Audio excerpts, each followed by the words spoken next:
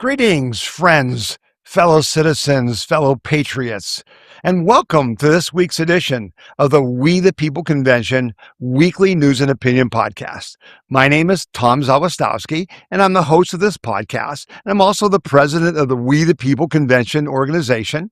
And we're so thankful that you decided to take your time to join us this week to get the news of the week and to get some analysis that will maybe help you understand, what's going on and how it affects your and my individual freedom, liberty, and prosperity. That's what this is all about. This podcast and everything we do at the We the People Convention is paid for by the generous donors to the We the People Convention organization. And this website, the podcast, our wonderful website, our social media, our donations to groups like True the Vote and Daily Wire and PragerU and just different Tea Party patriots, the people that are really fighting to help us protect and defend our individual freedom, liberty, and prosperity. All that is paid for through the generous donations of our donors to the We the People Convention. And if you have the means to do so, please go to wethepeopleconvention.org and donate what you can. We'd greatly appreciate it. It's amazing, how fast things are going. We're in Trump time. It was like we're waiting for the 250th anniversary, and now it's like the middle of July, and 4th of July is past, and it's election season. It's just hard to keep your balance and understand all that's going on. I hope that you haven't been too severely affected by the smoke from the Canadian fires. It's a little smoky behind me still, but it's nothing like it was on Thursday. And I hadn't seen anything like that in many, many years. It reminded me, as a young boy, seeing the pictures of the steel mills in Pittsburgh and Cleveland and in Detroit, where the smog was so bad, you couldn't see very far. That's what it was like here. And I'm going to have something to say about that because the Canadian government needs to be held accountable for this because this is just uncalled for. But lots going on, and we've got to get into it. And let's get started with Trump's speech that he made the other night, because it was a big deal for those of us who've been fighting the fight for a long time. Trump spoke on Thursday, about election integrity and to push people to pass, push the Senate basically to pass the Save America Act. And my initial impression was I thought he did a good job. The speech was short. It was to the point. He did not make it about himself. He made it about us. He made it, that he was trying to protect your and my vote. He wasn't about, I lost the election or they stole the election. He didn't do that. That was very smart. But here's the next most important thing. He brought receipts. This is not an opinion anymore. This is not, the Chinese interfered with the election. They declassified, and you can go download it on our website. If you go to this, our video section and click on this image, you can download, the actual documents that prove things that show our election system is a mess. And so I thought he did a great job. On our website and that particular story, you can watch the whole 25-minute speech or 26-minute speech. And then there's a summary by Just the News that kind of hits the highlights. And basically, is about the Chinese hacked our elections and stole 220 million Americans' voter information. Now, why is that important? Because they used it to print fake driver's licenses so that people could register to vote that are illegal. They used it to profile you, to look at the 2016 and 2020 election, find out which people could be moved to vote against Trump, and then they put forward a propaganda campaign to destroy Trump. He says there was evidence, and I haven't had a chance to look at all the evidence. It's going to take a while, but he says they have evidence that major media people were paid by the Chinese to write stuff bad about Trump to influence the election. They talked about in Detroit, they found this situation where they had this mill that was producing voter registrations. One guy did 10,000 illegal voter registrations. So there's a lot of evidence there. much of it is stuff we knew. You and I knew this. We knew that Catherine Engelbrecht, Sidney Powell, Rudy Giuliani, they were talking about this. But finally, we've got real documents, real government documents that say that there were people in the government who knew the Chinese were interfering with the election, and then they went on TV and said, this is the safest election ever. They literally have documents that say that the CIA, the FBI withheld information from President Trump after his election so he wouldn't go after China because they personally didn't want him to go after China. The fact that Trump went after China big time in this piece, and you'll see it when you watch it, is really important. You guys who watch this podcast know, I've said this forever. China is our mortal enemy. They are trying to destroy us, and now we are finally proving it. So that this was significant. Now, again, CBS, NBC, ABC, and CNN didn't cover it live, and CBS started to and then broke away. Well, why was that? Because they're part of the cover-up. They're criminals, and they know it, and they don't want you to know it, and they sure don't want you to see the evidence that Trump released. But guess what? You can go to WeThePeopleConvention.org, click on this graphic, and there's a download link, and you can read the documents yourself. That's what's different. Now, Mark Wayne Mullen came on today, came down on Friday and talked about the fact that, they're investigating individuals and there could be charges and all that. And it was a little too soft. You've released the documents. It says that Barack Obama knew about this, that they found burn bags of evidence of them knowing about the Chinese interference, and they were supposed to be burned, and they never got burned. Who did that? They need to be tried. So I know you're still frustrated. I'm frustrated, but it was a step forward. And then the big lefty lie, okay, what they were all ready for is, once again, President Trump has no evidence that votes were changed, right? And then they said, who cares that the Chinese had 220 million of your voter information? And we're not just talking about your name and address. We're talking about your driver's license, your phone number, maybe your social security number, okay? So here's what Glenn Beck said that I thought was really smart. These are the same people who are saying, the fact that China has this is no big deal. Anyone can buy that information. And many of you know I've done this. I had to in Ohio. You can just download the whole voter database, which we use to go door to door and help get people elected and stuff. That's true. But they're saying, it doesn't matter. But when the Trump administration says, we want you to scrub the illegals off your voter rolls, the blue states say, oh no, we can't give you who the registered voters are in our state because the information is too secure. It's too private. So you can't have it both ways. It can't be okay for the Chinese to have it, but it's not okay for the U.S. government to have it. Their lies are falling apart. That's good for us. That's good for us. And what's it all about? It's all about cheating. It's all about fraud. And until we fix it, we don't have a country. And Trump was all over that. And then, he basically was pushing for the SAFE Act, and he just said it out loud. Here it is. But most importantly, addressing this crisis of election security demands that Congress must pass the Save America Act. How easy is that to do unless you want to cheat? The only reason you wouldn't do it is you want to cheat because your policies are so bad. Yeah, that's the only reason. So why aren't they passing it? Because they want to cheat, and they are cheating, okay? And we know that. Now, a couple of things here about the SAVE Act.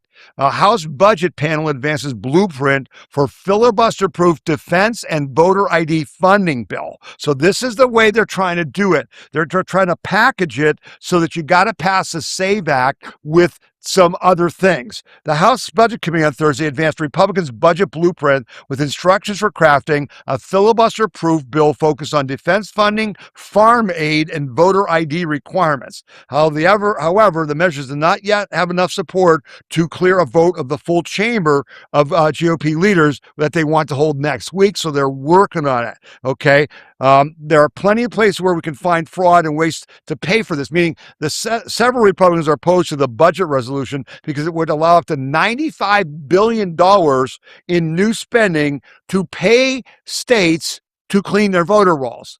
And there's no offset for it. Wow. Well, aren't you shocked? You're surprised that there's no offset. And basically, Representative Eric Burlison from Missouri said, listen, with all the fraud we're finding, you can offset $95 billion to make people clean up their voter rolls. But my point to you is they're making headway. And then, the week was started with the shocking news that Senator Lindsey Graham unexpectedly died of an aortic valve, or his big one of the big veins in his heart burst and killed him almost instantly.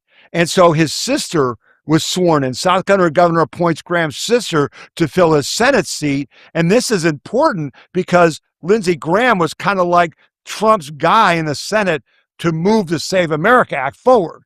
Now, I assume she's going to play ball, and I just, was hearing that she may then run for his Senate seat, which I hate that. Stop it. Stop it. We had enough of Lindsey Graham, and I'm no Lindsey Graham fan, and I know many of you who are in South Carolina hated his guts. And while everybody fawned over what a great patriot and stuff was, no. He was in bed with John McCain. He was in bed with, he might have been literally in bed with John McCain. Okay, some of you may know what I mean by that. But in Ukraine, they were right there with Hunter Biden and Joe Biden taking money. He undermined our foreign policy. And I'm no fan of Lindsey Graham, but I do think his sister will help get the SAVE Act passed. Well, why do we need to get it passed? Well, a Democratic senator made that clear why. Listen. The other thing that we blocked yesterday was the SAVE Act, right? Which was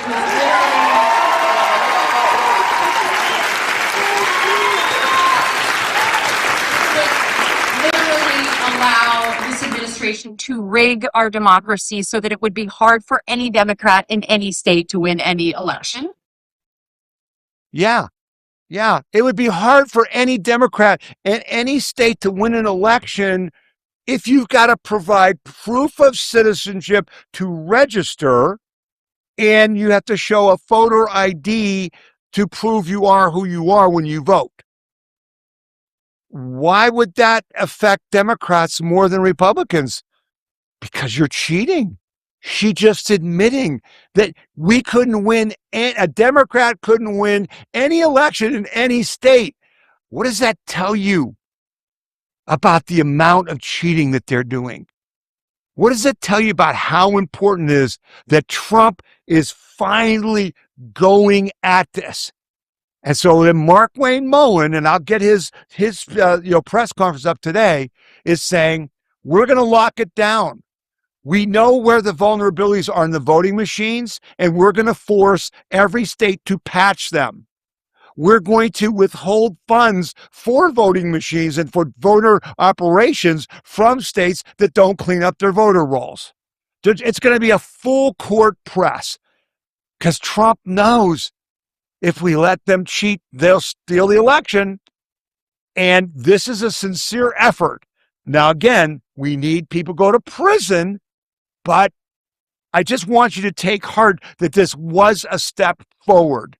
The evidence is now out there. Things that you and I knew that no one has been able to see for 6 years are now out there and can be used to investigate and prosecute people. That's a good thing. All right? And it's a big thing because without fair elections, doesn't matter. Nothing else matters. Okay? So then the other big issue this week, and I posted this story at WeThePeopleConvention.org, this is sedition, and they all need to be arrested and charged. Well, who am I talking about? I'm talking about the Democratic Socialists of America. It's real simple. It is against the law to plot the overthrow of our government and take action to do so. And that's exactly what they're doing. Kami Mandami needs to be arrested and charged. And until we're serious about this, it's the czars in Russia, okay? Many of you don't know the story, but the bottom line is, in Russia, when the communists were growing in power, the czars had 8, Secret Service type people, who said, this is getting dangerous. We got to be careful of them. The czars ignored it, and they all died. They were all executed. That's what will happen here, because just like the Iranians, we're going to talk about them in a little bit, you can't reason with these people. You must defeat them. And Trump said at the Mount Rushmore, I played that clip for you, we will vanquish them and we will drive them out of our country. Well, you damn well better, or they're going to hurt you big time. All right? They're going to take everything you own. They're going to take everything you own. So my point is, the Washington Post, in this story on our website, the Washington Post said, yes, the DSA really wants to destroy capitalism. And they just go through their platform. And then it says they want to, make a 32-hour work week. And they want to raise the minimum wage, not from the $30, not from the $15 an hour that is currently ruining California and other states. They want to take it to $30 an hour. It's absolutely batshit crazy, okay? And they basically, are putting it out there now. They're not hiding it anymore, and you can read all about it, okay, on the website in this story. Get all the deals from the Washington Post, mind you, okay? But here's a section that I quoted, all right? Here's a question that I quoted, that 18 U.S. Code 2385, advocating overthrow of government. Whoever knowingly or willfully advocates, abates, advises, or teaches the duty, necessary, desirability, or propriety of overthrowing or destroying the government of the United States or the government of any state, territory, district, or possession thereof, or the government of any political subdivision therein, by force or violence, or by the assassination of any officer or any such government, or whenever with intent to cause the overthrow or destruction of any such government, prints, publishes, edits, issues, circulates, sells, distributes, or publicly displays any written or printed materials advocating, advising, or teaching the duty, necessity, desirability, or propriety of overthrowing or destroying any government in the United States by force or violence, or attempts to do so, or whoever organizes or helps or attempts to organize any society, group, or assembly of persons to teach this, shall be fined under this title or imprisoned for not more than 20 years or both, and shall be ineligible for employment by the United States or any department or agency thereof for 5 years next to following this conviction. Okay? If 2 or more persons conspire to commit any offense named in this section, each shall be fined under this title or imprisoned for not more than 20 years or both. This is the law. That's exactly what they're doing. Are we going to imprison them? Yes, we must. We must. They are claiming, the Democrat Socialists of America are now claiming that they have 122,000 members, and that 51%, I think it was, 51% of their board is self-declared communists. We got to stop them. We just have to stop them. And don't believe me. Here's Speaker Mike Johnson. Platform. They want to remove the carceral state, they said. No prisons. They don't want to fund the police. This is not a game. Everybody needs to understand these crazy little mini Mamdanis who are popping up all around the country. They are a danger to you and your family. This is not a game. If they promise you free stuff, There is far more beneath those promises that even some of these people do not understand themselves. And so we are here as the Republican Party to stand on the founding principles of the greatest nation in the history of the world. It is our duty to do that. And we're doing it on behalf of all of you, even the journalists who don't agree with our policies all the time. You better agree on these principles because it's what keeps you free. By the way, it's what keeps the press free, okay? This is essential for your well-being and your family. This is not a game. This is not our father's Democrat Party. We're not arguing over marginal tax rates anymore. We're arguing over whether or not freedom is going to survive. And that's why we're so serious about this. That's why we're so serious about this. This is not a game, kids. This is a threat to everything you own. They want to take everything you own. Your house, your car, your IRA, any cash you got, your guns, your antiques. That's what they do. Go read some history. So get ready to fight them because we have to defeat them. If we don't, they will destroy us. Now, there's a second thing that happened that's in our video section. So you can see the Trump speech, okay? And then the same day, Marco Rubio had a speech. Now, remember, last week, I talked to you about Rubio was bringing in people from 60 countries to talk about leftist terrorism globally and how we have to fight it together. And so I put that whole speech up there in our audio and our video section at wethepeopleconvention.org. You got to watch it. And then there's a speech by Stephen Miller and Scott Bassett, and it's really good. But here's what's really good about it. And Rubio, on that speech, I put a transcript of what Rubio said. It's like, what a concept. Western civilization is finally saying, geez, these people are trying to destroy us for the last 50 years, and maybe we ought to fight back. It's like brain dead. No kidding. But here's what I'm trying to say to you. While Trump and those guys are attacking the communists in the country, you can't just leave the people around the globe alone because they're funding all this. Right? China is funding the data center nonsense. China funded the Green New Scam and the global warming hoax. They funded the trans. They did all of that. Rubio is now saying we are going to work together to destroy these networks and these funders, confiscate their money, and stop them. It's awesome. You need to hear him speak.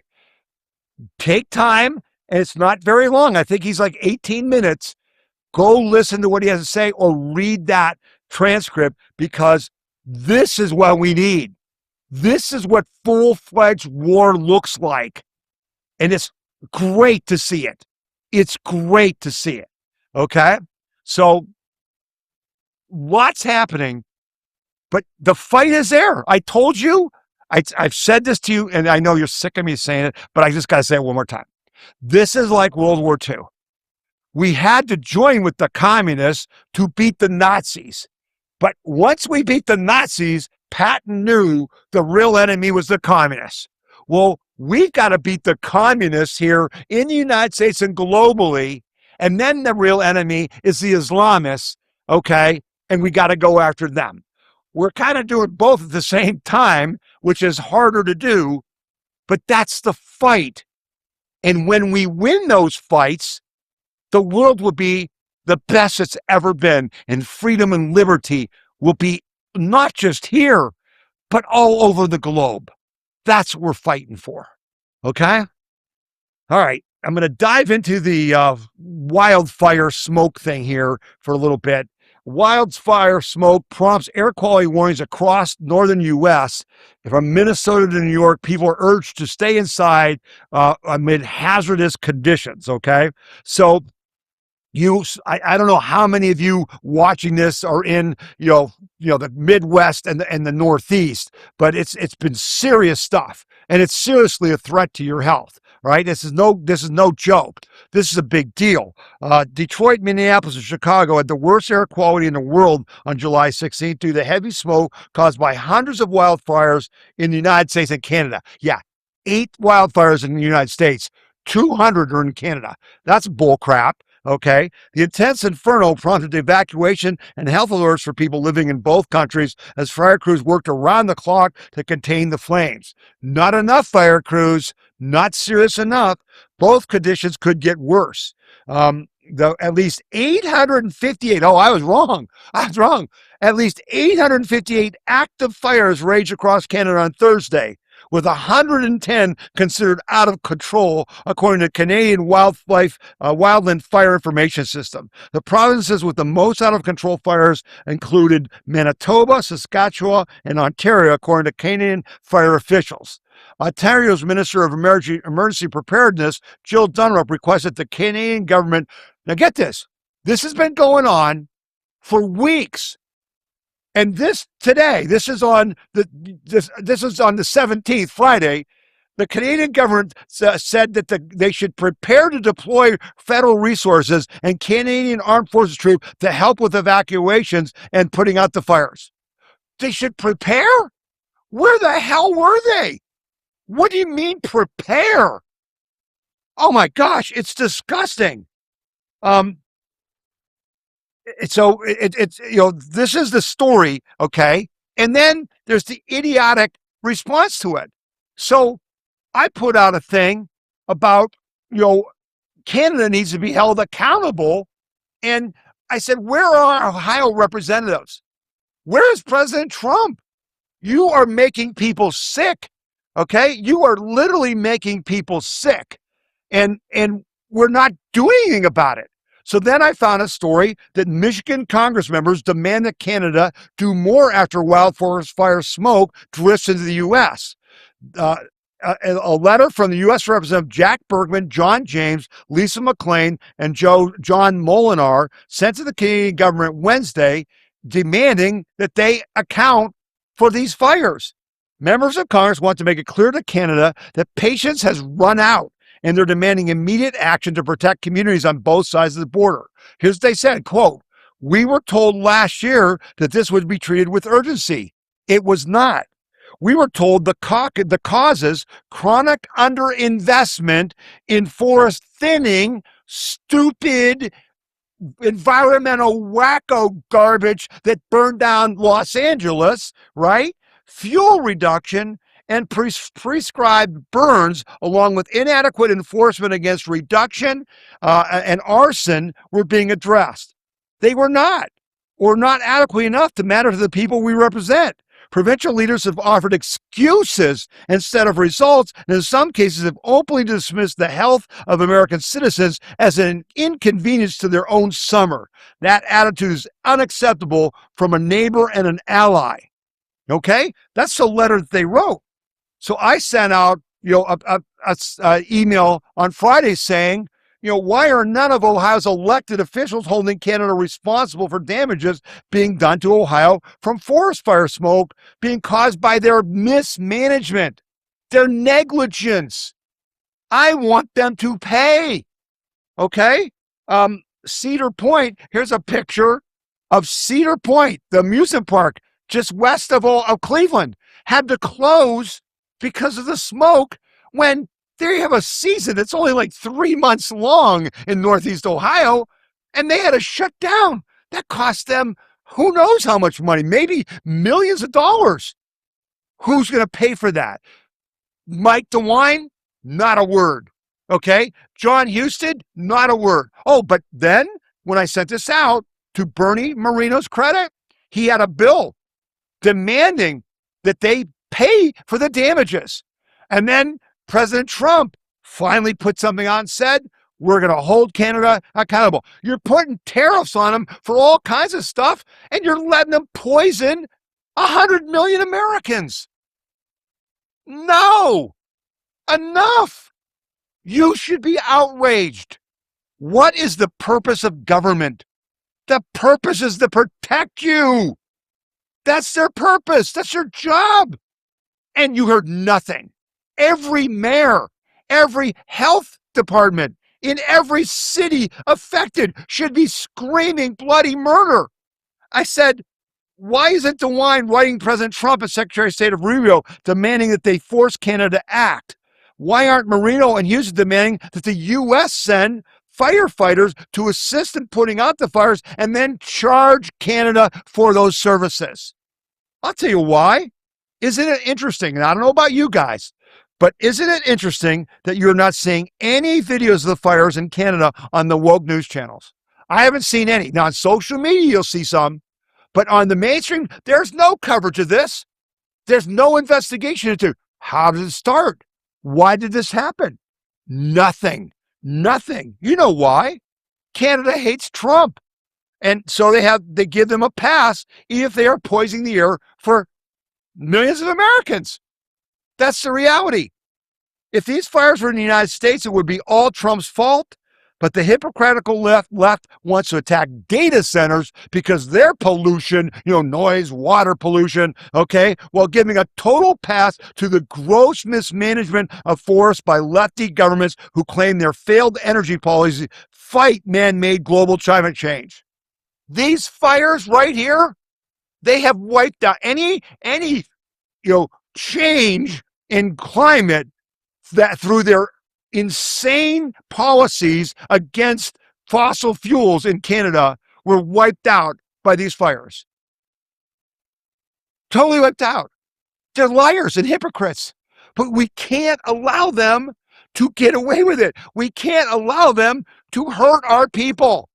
All right? And then you got this part, man, and this just fries me because when you're in a crisis, you need leaders to step up and to help. And I said, DeWine didn't do anything here in Ohio. Our senators didn't until, Marino did. Our Congress, I didn't see any of our Congress. I didn't see Jim Jordan do anything. Okay? That's wrong. But then this is worse. Governor Hochul from New York urges mask use as Canadian wildfire smoke blanket New York. This is disgusting. Right? It reminds me of Rahm Emanuel. Never let a crisis go to waste to do more damage, right? Because this buffoon doesn't care that if you're on an inhaler or you have asthma or something, you're a senior citizen or your pet's lungs are being damaged. Oh, no. New York Governor Hochul, Kathy Hochul, said in a post on social media that smoke and haze from Canadian wildfires were creating unhealthy air conditions across the state and encouraged people, especially those with health conditions, to exercise caution. Air quality is expected to worsen with very unhealthy conditions affecting much of the state, she said on Thursday morning, adding for some New Yorkers should drink plenty of water and mask up. Mask up. We provided high-quality N95 masks to counties across the state, and local authorities along with the National Guard will distribute them at major locations throughout New York City. Guess what? They ain't giving N95 masks to every citizen in New York, are they? And so when they say mask up, she's talking about the diaper. Put the diaper on your face, right? Yeah. So all I had to do was go to my trusty AI, okay, and ask the question, do cloth masks make any difference when you've got smoke with these particles in them? All right? And it came back and said, the short answer is very little. Cloth masks do no good at all. Surgical masks have very limited ability to help you, and N95 masks will help you because it filters particles down to 3.3 microns. All right? I heard a doctor on Fox on Friday saying, when it was asked, should people wear masks? He actually said yes and didn't clarify they have to be M95 or they don't frickin' work. That's not what leaders should be doing. People wearing those cloth masks are hurting themselves. They're making it worse. That's what we call government. It's a disgrace. It's just a disgrace. This whole thing about the smoke, it's just like we should just accept it. Oh, it's like someone took and poison the air you were breathing in your house, and you should just say, oh, that's too bad. No, lock them up. Lock them up. And Canada, they should be the 51st state because this would never happen. They're a failed frickin' state. And I wouldn't even be surprised if there was people in the Canadian government who wanted this to happen to hurt Americans because they're ideologues. They're DSA, the Democrat Socialists of America. They hate you because you're doing well. You have wealth. They hate the fact that all the Europeans and South Americans and Asians came here for the World Cup and were stunned by the amazing United States of America. Yeah, there's lots of people in Quebec and in Montreal and in Canada who hate you for that. And I'd love to know if any of these fires were set on purpose. Will we ever find out? I think President Trump should demand that we do an investigation. That's what I think. All right. Couple more stories and we'll break for the first half of the podcast here. I think this is very significant. I talked about it last week, but now it's really happening. I did a story that says Trump goes all in on Iran. Blockade is back. Daytime bombings, economic sanctions are back. It's all in. No messing around. No games. No more, oh, we want to negotiate. No more of that. And so Trump held, a situation room meeting, and basically they went through what they're going to do. President Trump held a situation room meeting Tuesday to discuss a massive offensive in Iran that would be wider in scope than the current strikes around the Straits of Hormuz. Trump appears willing to escalate the war to cause enough damage to the Iranian regime, will open the Straits of Hormuz and accept Trump's nuclear demands. Trump convened the meeting at the U.S. military, as the U.S. military constructed more strikes, but the strikes just went up and up and up and up, and now they're daytime. And they're bombing bridges. On Friday, the Iranians were asking citizens to turn off their electricity because they were running out of power. Okay? It's against railways. It's against, civilian infrastructure. And that's the way it's got to be. Now, some of you may not agree with me, but at the end of this story on our website, at the end, I said, editor's note, this is the only path to victory. We must destroy the IRCG, just like we had to destroy the Japanese in World War II. They must be totally broken. No food, no water, no economy, no energy, no roads, no bridges, no factories. You are done. Their radical ideology must be destroyed like the Nazis. Remember what we did to the cities in Germany? Reduce them to rubble. Now, I don't say that lightly. I care about humanity, but we know from history, you can't reason with these people. They must be destroyed. That's why all the lunatics on the left who talk about Israel committing genocide in Gaza and stuff. Why? Because you have to kill them. It's not an option. So the biggest question for all of us right now should be, what kind of humanitarian aid are we going to need to take care of 90 million Iranians after their country's been destroyed? Because that's what we got to do. That's just reality. And if we do that, we're going to be better off. The world's going to be better off. The IRGC needs to be destroyed. The people in Iran need to know who to hate, and it ain't the great Satan. It isn't Israel. It isn't us. It's the people in their country who stole their labor, stole their wealth for 47 years to commit all of them to the destruction of Israel and the United States because of religious fanaticism. That's why you're going to get what you're about to get. And that's why we have to deliver it. Because there is no negotiating with evil. You can only destroy it. So I'm excited. I'm happy. But that doesn't mean it's going to be easy. That doesn't mean it's going to work. We got to make sure that we support President Trump and do everything we can to make sure that we stay on track. Okay? And we'll see what happens. But this story disturbed me. General Dan Caine pleads with defense contractors to build weapons faster. Published on July 14th, okay? And this is in the New York Post. Now, let me just read to you. General Dan Caine, the chairman of the Joint Chiefs of Staff, pleaded with defense contractors to go faster as fears grow that the country's stockpile of weapons is dangerously low after a series of attacks on Iran. What I need you to know, he said, and I know this is simple for me to say but hard to do, but go faster, please. Go faster. Think bolder, he told the Pennsylvania Defense and Innovation Summit. We all need to deliver quality weapons delivered on time with shortage of lead time and lower costs. Defense contractors gathered at the U.S. Army War College to discuss the future of warfare. The message from Caine and other Pentagon officials was about the changing nature of the battlefield. Technology like drones can be built quickly in massive numbers, they warned, shifting the strength of weapons to quality over quantity over quality, right? We're spending millions of dollars for a Patriot missile, and, they're making a drone for $10,000. They got to shift that.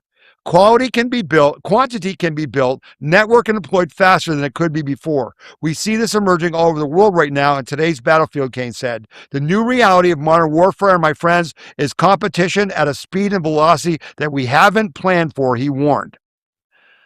Now, why the hell am I able to tell you this? Why is this in the New York Post? In World War II, you would be shot if you let this out. What in God's name are we doing? Why would you tell our enemies that we're running out of weapons? Build them faster. How stupid is that? I don't get it. And it's like, oh yeah, it's in the New York Post. Like, you and I have a right to know? No, I don't have a right to know. You don't have a right to know. We should be not told that we're running out of ammo, and they should be working like hell to fix it, which they clearly are. But aren't you shocked by that? I mean, what could be more important information to Russia and China than you're running out of weapons? Wow.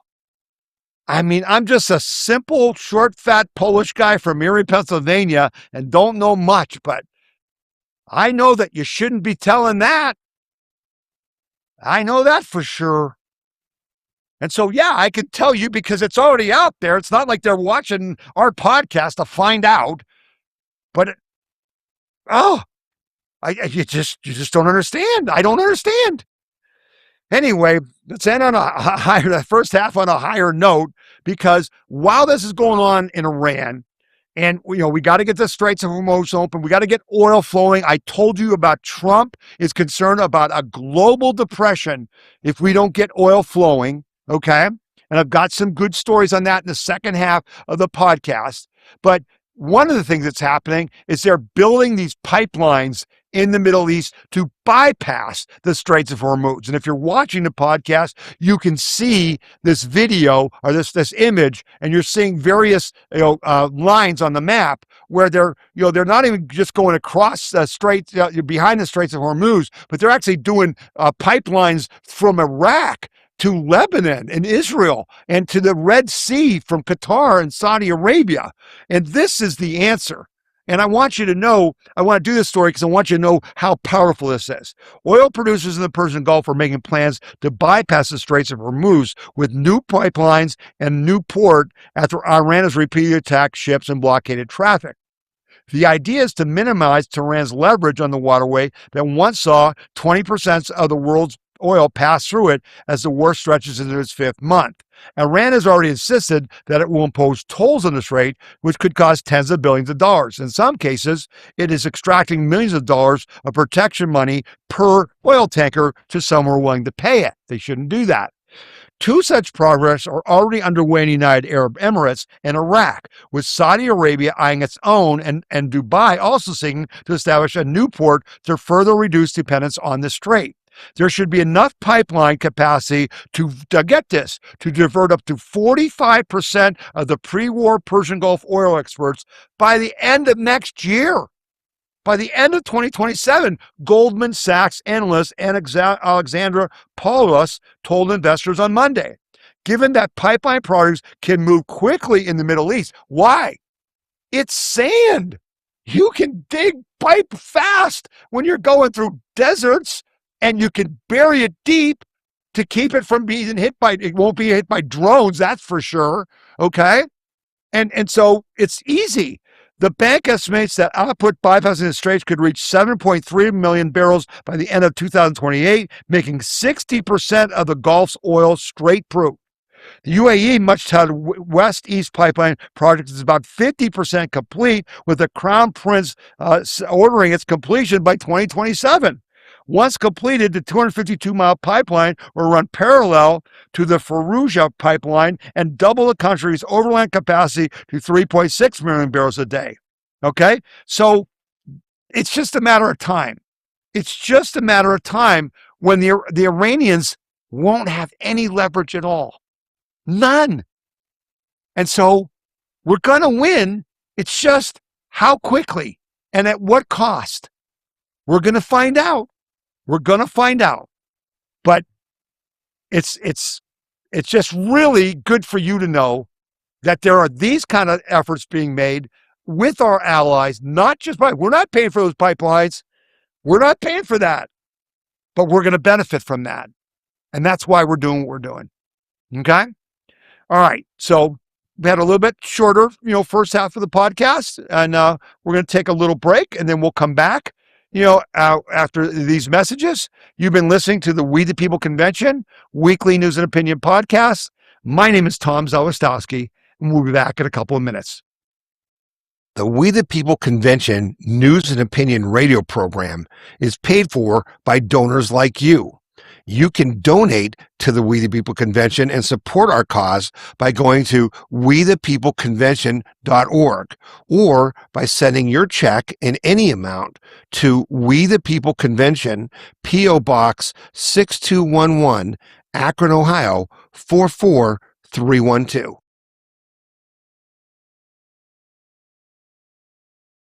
When you're playing a video, including our podcast, you'll see this little cloud button. And if you click it, it'll actually download the video to your hard disk. And this works on our podcast page as well. If you're playing our podcast, and it's going to be loud, so I won't play it for much, but there's our podcast playing, and you can see this little, download button. Okay. The other thing you got to notice on our podcast page is that there's a link here where you can send me a message about this podcast. Hey, it was great. Hey, I didn't like it. What, something was wrong, or here's a correction, that kind of thing. You can use that link. And then these are the stories that I covered in this particular podcast. And you'll see there's links that go to the stories, to the articles that I used in reporting on that. So you can click on that. You'll also see that you can sign up for our emails and text messages, but you can also watch our podcast on Roku TV and on Amazon Fire TV. And these are the instructions for doing that. So this is all on our podcast page, right on the front page where the yellow button was. So if you click there, this is our podcast page. These are the instructions for watching on Roku TV or Amazon Fire. And I watch our podcast on TV. It just feels more comfortable. So you can do that. We're also on Rumble. If you go to Rumble, you should join Rumble. And it's Tom Z at WTPC. You'll see our podcast there. So you can get us a lot of different ways, including on Apple iTunes. And then this is an audio version of our podcast. If you click here, it'll just play the audio of the podcast. It will not, show you the video. So people can, listen to that while they're jogging or, working out, working in the yard, or just relaxing and just want to listen to the audio and not watch the video. And again, this is available on phone, on your iPad, on your laptop, on your computer, any way you want. And you can share this, whatever you see, if you're on a page that you really like, and you see an article that you think, geez, I've got to share this article, with someone in my family. You can send them an email by clicking on the little envelope. You can post it on Parler or MeWe. If you click on this, you get all kinds of options, where you can put it on Twitter or Facebook, whatever, which we don't support, but you can do whatever you want. So we ask that you share what you see on our We the People convention site, and that you get more people to look at it, because that's the whole idea here, to help educate people, inform them. And then, as I said before, Link, we're not just about talk, we're about action. And in my podcast every week, which is published every Saturday, so if the new podcast usually comes out every Saturday, and in that podcast, I will ask you to do certain things that will help protect and defend your individual freedom, liberty, and prosperity. So that's the We the People Convention website. Come back often, use it to be informed, and share it with others. Thanks a lot. All right. And we're back, and we're glad you're with us. We hope you enjoyed the first half of the podcast. And I hope you will be screaming and yelling at your congressmen and senators, and, encouraging President Trump, who made an announcement that he's going to hold Canada accountable for this. And let's get the daggone fires out, and let's get compensation for that. And again, not just to the government, right? We want to make sure that Cedar Point gets compensated for being closed. So, again, we talk a lot, you get informed, but you need to take action, right? You need to hold your officials accountable to take care of us, because that's what their job is. That's what you pay them ridiculous amounts of money to do. So, let's take action. Now, I did know that last week, some people said they had trouble on our podcast page and in our phone app with the audio was like buffering or hitching. And our provider for that had done an upgrade, and that's the dangerous word, right? They did an upgrade. And so I think it has something to do with that. We think it'll be all right going forward. But on our podcast page, I did put links to YouTube and Rumble and X, where you can watch our podcasts, and those are podcasts, and they're separate systems. In other words, if we're having a problem, they won't be having a problem, because they're completely separate, and that's why I do that. Also, Roku TV and Amazon Fire Stick. You can watch a show on TV, and that's how I watch it, because it's really, I don't know, I just enjoy it, watching it on TV. You can always go to Roku and download the We the People Convention app, or on Amazon Fire Stick, and then you just watch it on TV. So, okay, try to give you ways to, be able to see the podcast no matter what difficulties we're having, because there's always something going wrong technically, that's for sure. All right. Let's get on to some more news. We'll talk about some international things. This was important news. Trump calls Ukraine strikes deep inside Russia an escalation that could help end the war. So Trump is now kind of saying, he thought he could talk with Putin and get this war done. Yes, that's long over. He's not giving any money to Ukraine unless they buy it. He's forcing the Europeans to buy our weapons and then give them to Ukraine. So you and I, the taxpayers, aren't funding the Ukraine war anymore. But it's hurting us. Why? Because we're fighting a war with Iran now, and some of the weapons are going to Ukraine. So a couple things on this story that are interesting, addressing all those issues. Let's see here. U.S. President Donald Trump said on July 8th that Ukraine strikes deep inside Russia are an escalation that could end the war between Ukraine and Russia. During Trump's meeting with Ukraine President Zelensky in Turkey on the sidelines of the NATO summit, he said, Trump asked Secretary Marco Rubio to comment, and Rubio said, I think we're discussing is the ability of Ukraine to reach deep inside of Russia. I think that is one of the dynamics that changed in this war over the last few months, and that is that the Russians are finding it more difficult to defend their own airspace. Now, if you remember, early in Trump's second term here, he was against the Ukrainians attacking inside Russia. Now he's saying, go get them. Okay. Rubio expressed hope that this would create a space for negotiations to bring the war to a close. Trump jumped in and said, it is an escalation, but it's also an escalation that could help lead to an end. The U.S. president also said the United States will grant Ukraine a license to procure Patriot missiles. We're going to give a license to you to make Patriots. That's pretty cool. This way you can't complain that we're not giving you enough of them. Oh man, Trump is just a beauty. He's just a beauty. But I like the answer. I think that's great. Okay. And so, it's just a matter of bringing that to an end. And I think the global oil price thing is going to have a lot to do with it because Russia's just not going to be able to fund the war. They're just not going to be able to. Okay, next thing. Let's see. Next story is Cuba. This is an interesting story. Inside the pro-Cuba coalition's blueprint to make war politically and materially costly for Trump. This is important. Again, did you see this story anywhere else?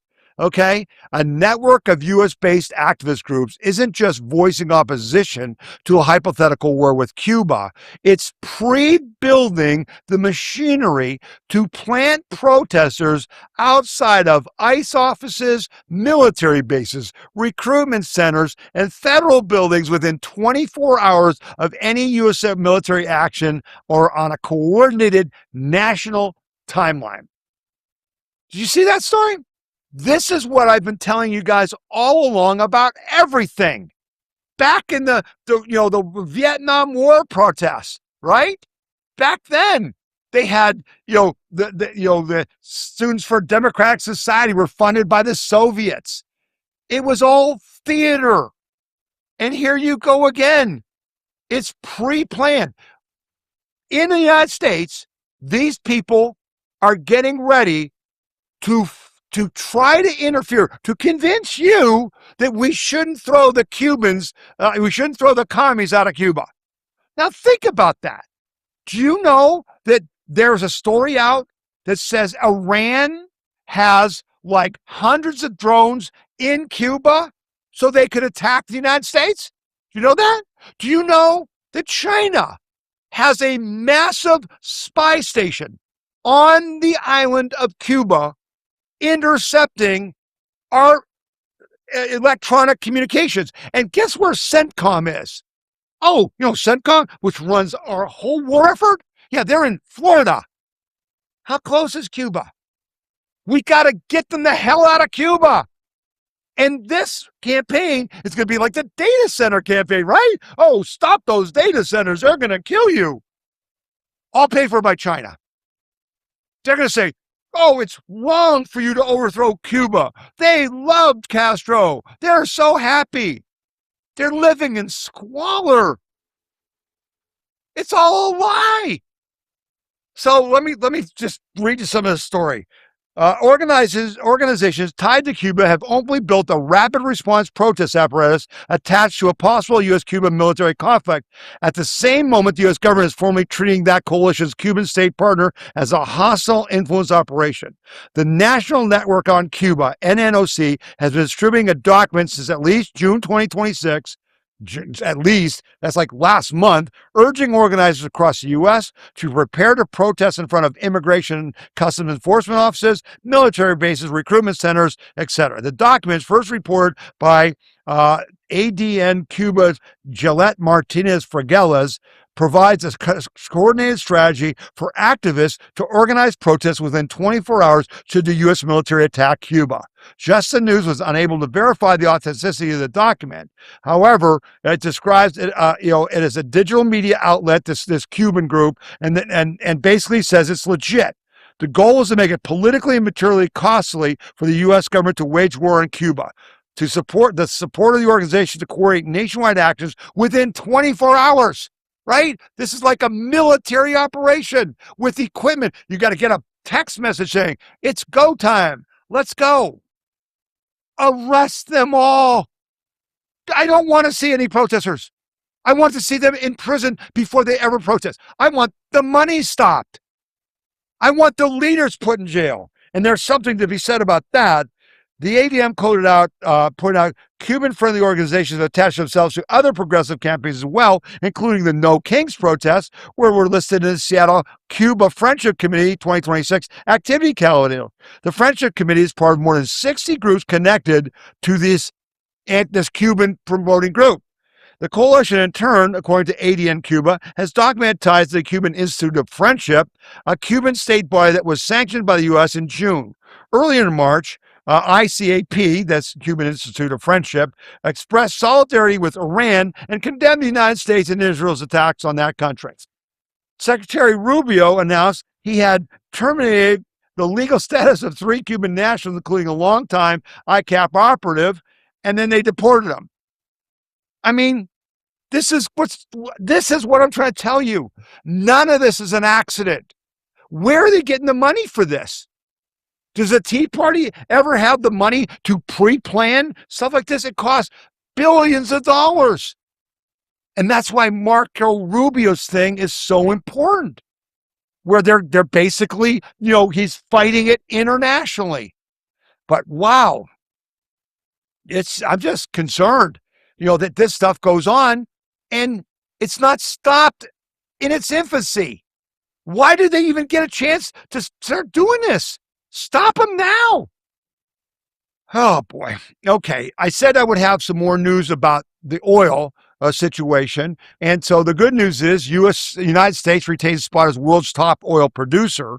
And that's really important. Okay.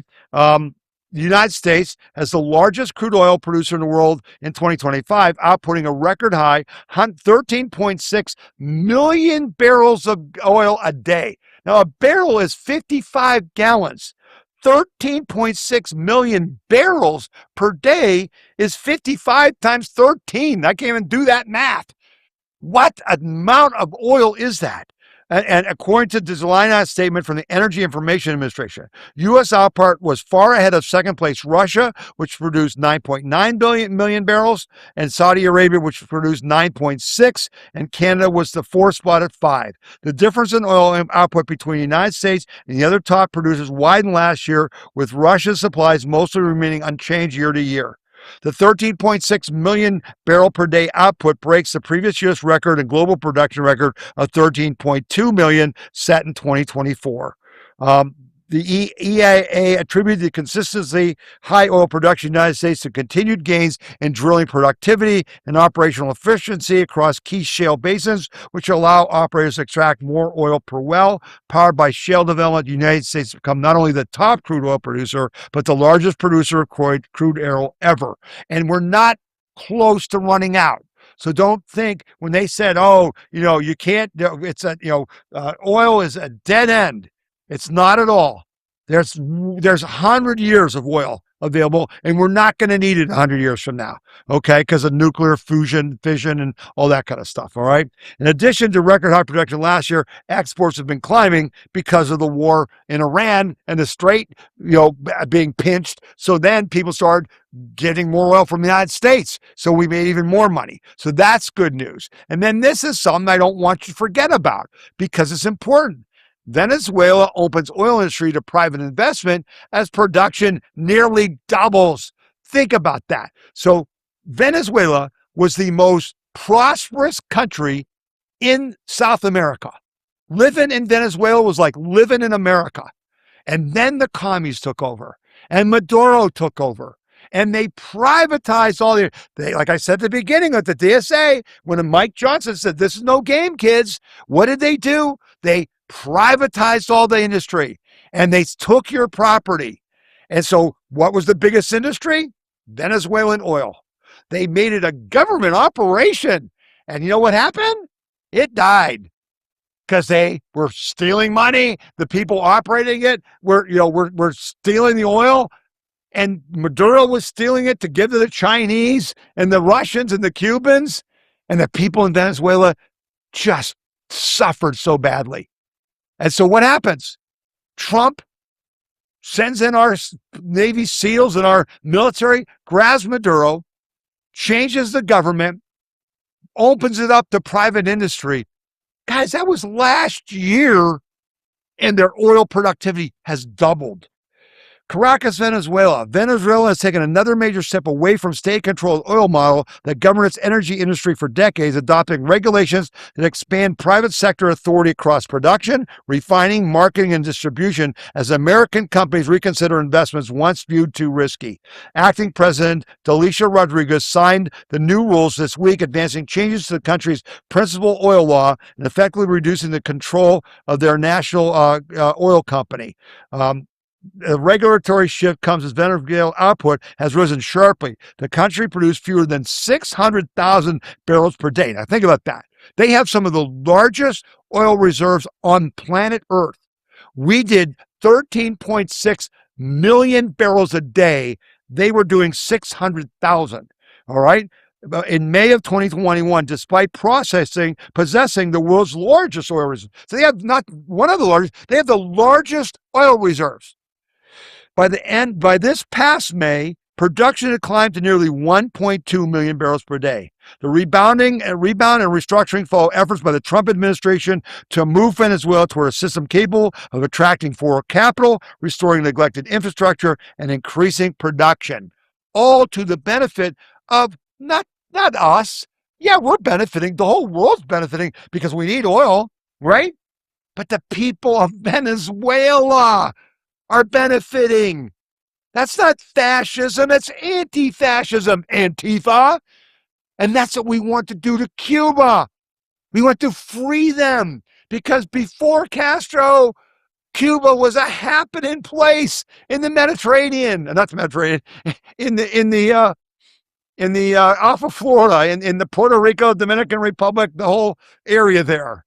And so we want to do that. That's called freedom, liberty, capitalism, prosperity. It's a good thing. I want you to see there's benefits of that. We've gotten whatever it cost us to go in and take Maduro, we've already made back in spades. And it's helping the Venezuelans. We're not just taking advantage of them. It's smart. It's smart. This was interesting news, but I need to put it in perspective as we're talking about oil. Labor Department reports annual inflation in June was 3.5%, the biggest monthly drop in over 6 years. Okay, well, that's true. All right, and that's a good thing. Let's see. The annual inflation rate in June was 3.5, and it was way better than they predicted. The June rate also marked a 0.4 decrease from the annualized rate in May. This decline in June was the largest one-month decrease since April 2020, when the consumer price index fell by 0.8%. Economists surveyed by Dow Jones had predicted a 0.2% drop for the month, annualized to a rate of 3.8, but it came out to a 0.4%, so double what they expected, and a rate of 3.5%. But it's not as good as you'd like to believe, because we tell you all the time, inflation, the biggest thing is well, besides government spending, is oil. And the reason it was down was because of the MOU, the break, the ceasefire, whatever it was, where some oil started to flow and gas prices went down. You noticed it. Okay. But when that's gone, inflation is going to be back. But today's inflation report shows the first 1 month decline in 6 years. Yeah, this is big news, right? 0.4% might not sound like a lot, but this hasn't happened since. Let me try that again. My audio wasn't on. Here we go. But today's inflation report shows the first 1 month decline in 6 years. Yeah, this is big news, right? 0.4% might not sound like a lot, but this hasn't happened since the pandemic, that we've had a decline in monthly inflation. So we should celebrate that. Now we're down to 3.5% annually. That was 4.2% in the previous month. Now, why are prices down? It's because of energy. Remember, when the Strait of Hormuz reopened, energy prices started to fall, and they were down almost 6% in the past month. Now, we are still up, for context, almost 16% over the past year. But why did prices fall last month? It has everything to do with oil and gas prices tumbling in June. So there you have it. Okay. That's why We've got to fix the Iran situation. That's why these pipelines are important. That's why we've got to keep our energy sector going and opening up other areas. I'm going to talk about that at the end of the podcast. All right. But it's all about fuel. Cheap energy is the fuel of capitalism, is the fuel of freedom and liberty. And that's what we're doing. And so you see the direct result. And, I think by the time the election rolls around, you're going to see oil prices, gasoline prices at the pump down under $3 a gallon. I predict that. I think that's going to be true. I think Trump knows that has to happen, and he's going to make it happen, okay? I think he's going to make it happen.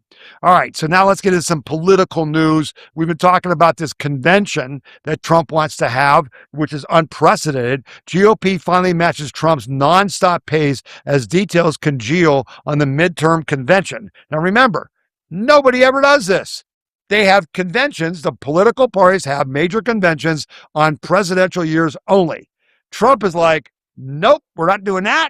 We're going to have a giant convention this year to do what? Promote our candidates. We got to win the House. We got to win the Senate. Trump's not on the ballot, but he's going to run the marketing, and this is going to be quite an event. Let me tell you about it.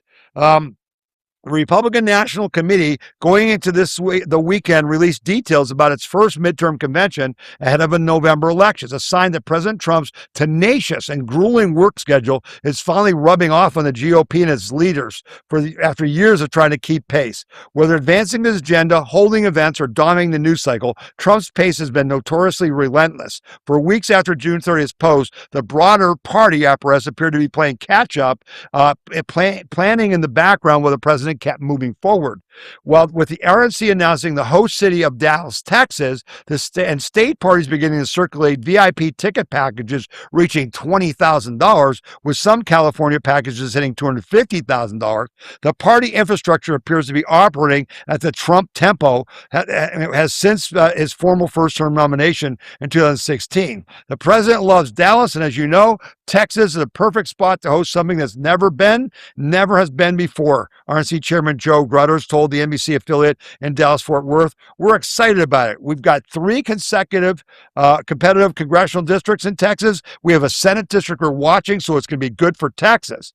Trump then formally announced the now inaugural Republican National Midterm Convention on Truth Social on June 30th, calling it a truly historic event. Gunters, the RNC chairman, called the event a Trumpapalooza. So you can imagine it's going to be awesome. And watch, ABC, NBC, CBS won't cover it. Who cares?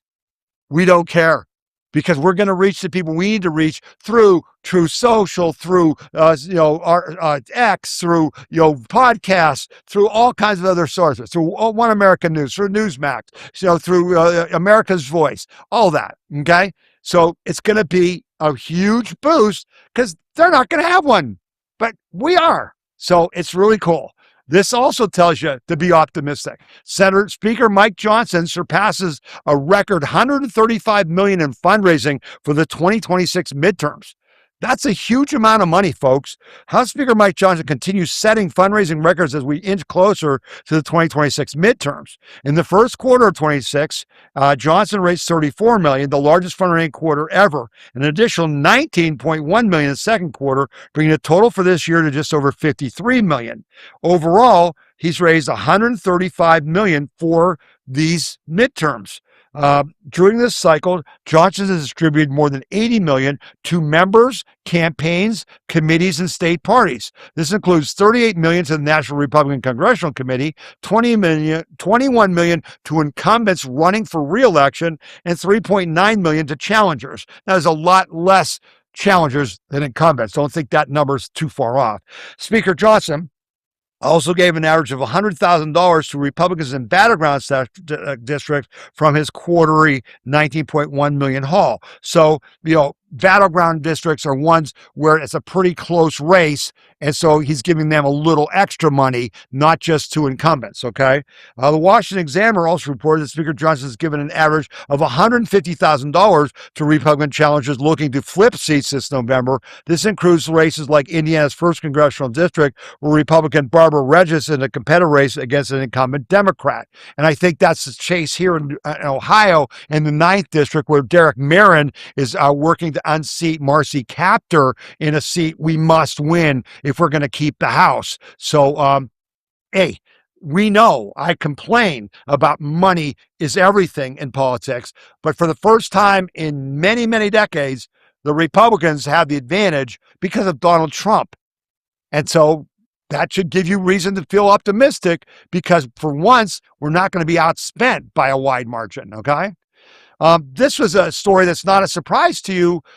Maybe the reason is a surprise to you, but John Fetterman, senator from Pennsylvania, draws red line for Democratic Party, says he would leave it if it abandons Israel, right? So the whole OAC, all these communists are about anti-Israel, 100, well, we'll talk about that in his story, but the Democratic Party is moving away from supporting Israel, and Fetterman's saying, I won't have any of it. Pennsylvania Democrat Senator John Fetterman issued a warning to the Democratic Party on Wednesday, stating he would leave the party if it officially turns its back on Israel.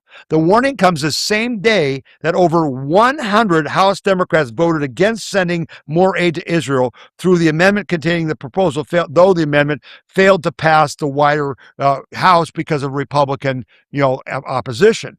If our party ever becomes, and just makes it official, the anti-Israel party, that's when I would leave, because that's been a moral clarity for me. Senator claimed he would not understand why the Democratic, which shares a lot of similarities with Israel, would turn against the country, that he fears the long-term trajectory of Democrats who have been more vocally against Israel amid a rise in progressivism in the party. So he's basically ready to flip Republican. So again, that helps us in the House and the Senate races, because we're expected to keep the Senate, but it's still going to be close. And a vote like Fetterman could be key in some major, major decisions. So that's good news that he's being that open about it. This is also good. And hope it goes through the Senate and gets to the president. U.S. House passes an election campaign bill requiring funding from American citizens only. So what is this about? This is about foreign actors. There's a billionaire in Switzerland who literally funded the entire abortion constitutional amendment in Ohio that got passed. He gave them like millions of dollars. A Swiss billionaire. How is that possible? Well, this bill addresses that. The U.S. House passed a bill Monday that would restrict funding of state and local political races and ballot proposals to American citizens only. The Stop Foreign Funds in Elections Act, sponsored by U.S. Rep. Brian Fitzpatrick of Pennsylvania, aims to prevent foreign money from influencing how U.S. elections are conducted and what proposals make it to the ballot.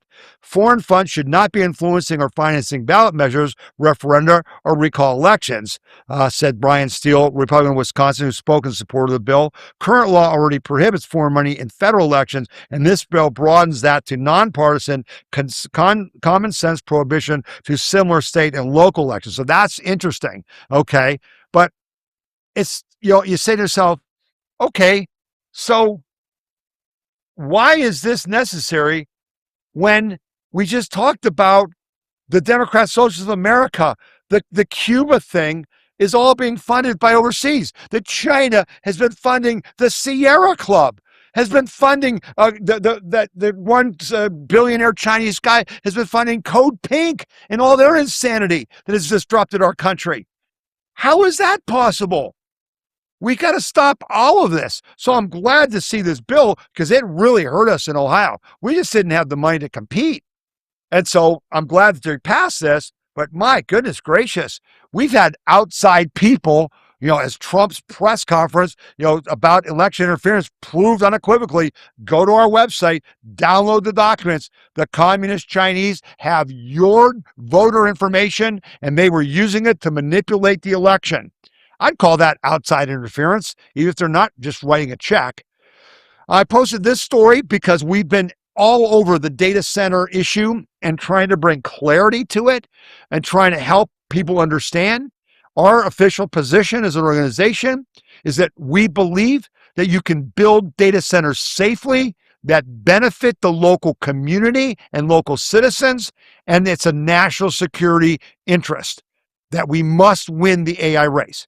That's our position. I believe that. I think on our website, you're seeing stories that prove it. Okay. And so here's another one.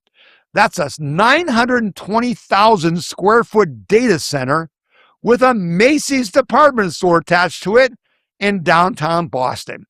It's been there since 1998 and no one noticed or cares today. Why is that? So those of you who are not watching this, you're hearing this podcast, there's a graphic of a story on our website written by this Alexander Muse, who we first started following on X, and now he's got a Substack, and he wrote this really good story. And basically said, the data center next door has been there for decades, you just never noticed. I built data centers in 6 downtowns and nobody ever complained. He's not talking about rumor or investigations or theories. He's basically saying, I built them. I know everything about them, and I'm going to tell you all about it. There's a building in downtown Boston where you can buy a suit at Macy's, ride the subway home to a 442-unit condominium tower next door, and never once suspect that the structure you just walked past is the most important telecommunications facility in New England. 1 Summer Street was built in 1949, converted to a data center in the late 1990s, and now houses roughly 920,000 square feet of data centers connecting more than 100 network providers. It is not hidden behind razor wire in a distant industrial park. It is embedded downtown crossing downtown crossing retail core, and the neighbor would never notice because there's nothing to notice. Okay. He goes on and says that building is the answer to a question now being litigated in county boards and city councils across America. Can data centers coexist with homes, businesses, hotels, restaurants, and active downtowns? Activists insist they cannot. They describe the facilities as too loud, too bright, too dangerous, too industrial for ordinary community life. They claim sounds plausible if you never look at the physical record. Once you look at the actual facts, their arguments collapse, okay? And so he goes on and explains it in total detail about everything from sound to water to energy to whatever. They've been here forever. This is contrived. This panic about data centers is contrived by communist Chinese propaganda to stop us from beating them in the AI race. That's just the fact. Now, I understand there are unscrupulous politicians, people who are doing deals that you shouldn't do, who are taking money from data centers. There's data centers being built wrong. They're building data centers that are way too big that I don't think they need to build. But if you just ask the right questions, if you just hold them accountable and say, here's the rules. You can't use any of our water. You can't raise our electric prices. You got to soundproof it. You got to make sure I can't hear it. You can't affect my life. And if they do that, they're going to give you millions of dollars in property taxes and other benefits like maybe cheaper electricity, not higher. You do it. Why? Because in the end, it helps you and it helps America and that helps the world. Because I don't want the communist Chinese able to break the encryption on my bank accounts, on all my information, and steal everything I got. Do yourself a favor. Take the time, go read this story, and then share it at WeThePeopleConvention.org. Okay? It's a great story. I'm really glad he wrote it. It's firsthand, and it's good information. Couple more stories, and we'll wrap this thing up. These are just pretty interesting.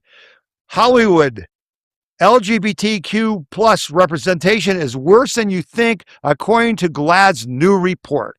So GLAAD, which is the, what's it called? It's the organization for the world's largest lesbian, gay, bisexual, transgender, and queer media advocacy organization, released the finding of its annual Where Are We in Film study, which examined films released from January 1st, 2025 to December 31st. The study centers on research and analysis on the 10 largest studio distributors of movies. Apple TV, Lionsgate, Universal, Netflix, Walt Disney, all of them. The study was previously titled the Studio Responsibility Index. So don't you know, it was your responsibility back in the days of DEI to put gays all over your stuff, right? It was your responsibility. They're not calling it that anymore. The new title aligns with GLAAD's film research with our legacy of 2 decades of television reporting in our award-winning Where We Are in TV study. Okay? So here's what they found out. There were 225 films released in 2025 by the 10 distributors who basically, of those 225 films, 46 contained LGBTQ characters, which is 20.4%. This is a decrease from 23.6% inclusive films, 59 out of 250 counted in 2024. This is the 3rd year in a row to see a decrease in the percentage of films that have gay characters. Okay? And they're upset. This is bad. This is bad. And so we always talk about truth and perspective. So I went to my trusty AI and I said, okay, what is the real percentage of gays and LGBTQ population? If you mean people specifically known as gay or lesbian, the most recent Gallup survey estimates that gay men are 1.6% of adults, lesbian women are 1.4% of U.S. adults, and combining gay and lesbians is 3%. Yeah, I can do math. Okay? If you mean the broader LGBTQ populations, they estimate that 9% of U.S. adults identify as LGBTQ. This includes 5.3% who say they're bisexual, 1.6 gay, 1.4 lesbian, 1.1 transgender, and 0.5 who aren't sure what the hell they are, but they're not normal. Okay? Well, what does that all add up to? Even if you take the higher number of 9%, that means that if there were 20% of the movies had LGBTQ plus people in them, that's more than double what there should be. That's not a real reflection of reality. It's a distortion of reality. It's not truth, it's propaganda. And that's the whole point, isn't it? The whole point is to make you think everybody's gay, right? When 1.6%, 1.4%. It's terrible. So I want to bring that to your attention because they're upset, but I want a headline, instead of the headline saying, they were disappointed, right? The headline said something like, Hollywood representation is worse than you think, and that's bad. And the headline should be, gay representation in films is double what it should be, and that's bad. That's what's wrong with the headlines. They don't tell the truth. They sell propaganda. All right, 2 more stories. Get this going here. Kind of interesting stories. Okay, this one I love. Trump acts to shrink 2 Utah national monuments by 90%. Okay, so, evil Donald Trump is taking our just cherished national parks, and he took 2 of them, and he took 90% of the land, that cad, that evil guy. Oh, yeah. Here's the rest of the story. Here's the rest of the story. President Donald Trump signed an executive order drastically shrinking the size of 2 national monuments areas in Montana and Utah on Monday. The order applies to the Grand Staircase Escalade and the Bears Ears National Monuments, shrinking their total coverage to roughly 90%, from 3 million acres to 300,000. The areas were established as federal monuments by Presidents Bill Clinton in 1996 and Barack Obama in 2016, respectively. They took the land from people, quite honestly, Trump said during the Monday signing ceremony, and we're giving it back. U.S. Governor Spencer Cox attended the signing and praised the move, saying the original size of the monuments were far too expansive. We believe that under the Antiquities Act, which is where national monuments are designated, it was very clear that these monuments designations are supposed to be the smallest area possible to protect the antiquities. These multi-million acre monuments that are bigger than the state of Delaware certainly do not fit that designation. Okay? This will open up more land for mining and for exploration and for private use. That's what we want. They don't 3 million acres to protect a little Navajo monument is insane. Why did they do that? Why did Clinton and Obama do that? Because they hate America. They hate capitalism. The state should own everything, including your house, including your car, including your IRA, including you. That's the Democratic Socialists of America. That's their platform. Tell people about it, okay? Tell people about it. And then this last one is a kind of a pet peeve for me. House passes legislation to make daylight savings time permanent. Daylight savings time permanent. Now, we're in daylight savings time now, right? Spring ahead, move your clock ahead an hour, fall back. And they're saying it's crazy to keep changing the clock all the time. We should just pick it. And we pick that we want it later in the evening than in the morning. I am 100% opposed. I want it the opposite. I want to have standard time, not daylight savings time, and I'll explain why. The House of Representatives on Tuesday passed legislation that would end the biannual daylight savings time clock changes in the United States permanently. For Americans, that will mean an end to losing an hour's sleep once a year and would allow clocks to remain permanently on daylight savings time rather than reverting to standard time in November. The House passed the legislation dubbed the Sunshine Protection Act in a 308 to 117 vote, sending it to the Senate for approval. For decades, Americans have been asking a simple question. Why are we forcing families, businesses, and communities to adjust their schedules every spring and fall? Said Representative Gus Bilirakis from Florida, a co-sponsor of the bill, said that during the floor debate in the bill, the twice-yearly clock change is a relic of the past that no longer reflects the way Americans live, work, and conduct business in the 21st century. Democrats also rose in support of the bill, and basically it goes to the Senate. Now, I wrote to Senator Bernie Moreno and said, Senator Moreno, let me be the first to tell you I'm against this. And he was kind enough to write back and say, well, I don't think this has a chance of passing the Senate because there's really strong feelings on all sides of the issue.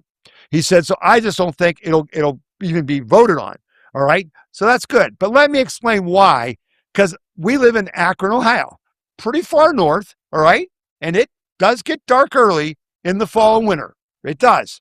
But under savings time, which is what we're on now, if we kept it on the darkest day of the year, which is December 21st, right, the winter solstice, the sunrise wouldn't rise until 8:48, almost 9 a.m. for the sun to come up, and it would go down at 6:01.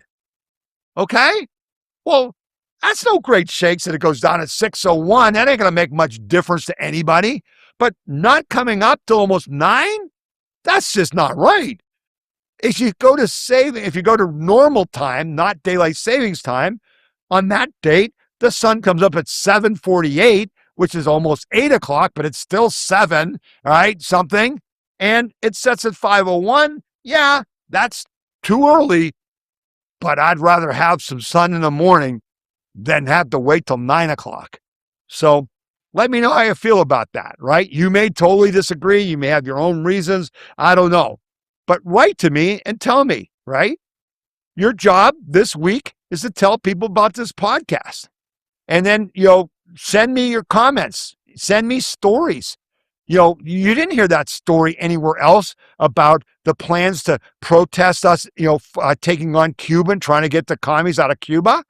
That came from people who watch this podcast.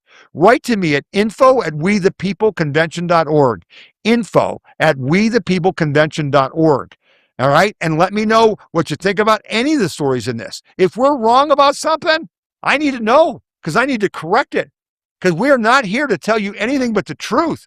And that's harder than ever to get to, but I think we do a pretty doggone good job. So I hope you felt good about the podcast. We started out, with Trump's speech, and you could go watch it at We the People Convention. You can download the documents and read them, right? And share them with other people. We talked about, the Iran war and what we think Trump needs to do. You may disagree with me. Let me know about that. We talked about Canada and this smoke and the damage being done to America. We can't allow that. Can't allow that.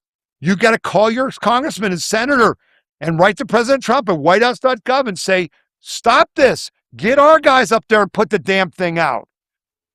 This is bad for business and for your health. We got to act on that. And so you got the information you need to protect and defend your individual freedom, liberty, and prosperity. Now you need to do it. And what you need to do most of all is you need to go to that story about the Democratic Socialists of America, and you need to understand that they're going to hurt you. Their goal is to hurt you. And you need to tell everyone you know that we have to vote for every Republican with a pulse in the fall at every level and make the Democrats go the way of the Whigs. I've told you a million times, this is the year we win the war. Trump is certainly doing everything he can to help us do that, as is his team. And so we got to do our part as well. It's election season. From now to November, you got to be thinking, how do I get votes? And how do I stop their votes? And how do I stop the cheating? And what can we do? Okay? All right. Hope you're enjoying your summer. We're so glad you joined us. We hope, that you're in good health. If you're not in good health, we hope you're getting better. You're working hard to get better. We're just thankful that you came and watched this podcast and you were interested enough to hear what we had to say. Keep going to the website. If you don't get our text messages and emails, sign up at wethepeopleconvention.org and you'll start getting them. But I know summer's a time when everybody's distracted and doing things, and that's great. Go do those things. But don't forget, we have a job to do, and that job is to protect and defend our individual freedom, liberty, and prosperity. All right. We're going to sign off for now. Have a great week. God willing, we'll both be back together again next week. You've been watching the We the People Convention weekly news and opinion podcast. My name is Tom Zawistowski. May God bless you. May God continue to bless America. Bye now.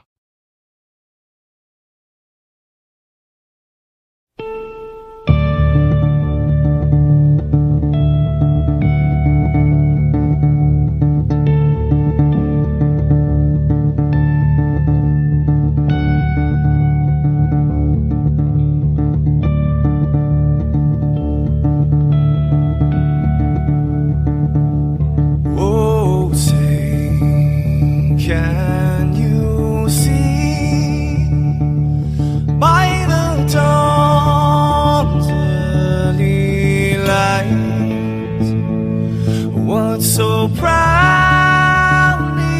we hailed at the twilight's last gleaming, whose broad stripes and bright stars through the perilous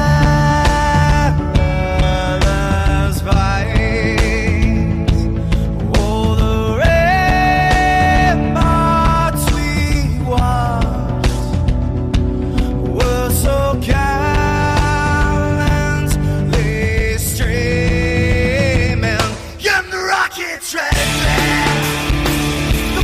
Musket!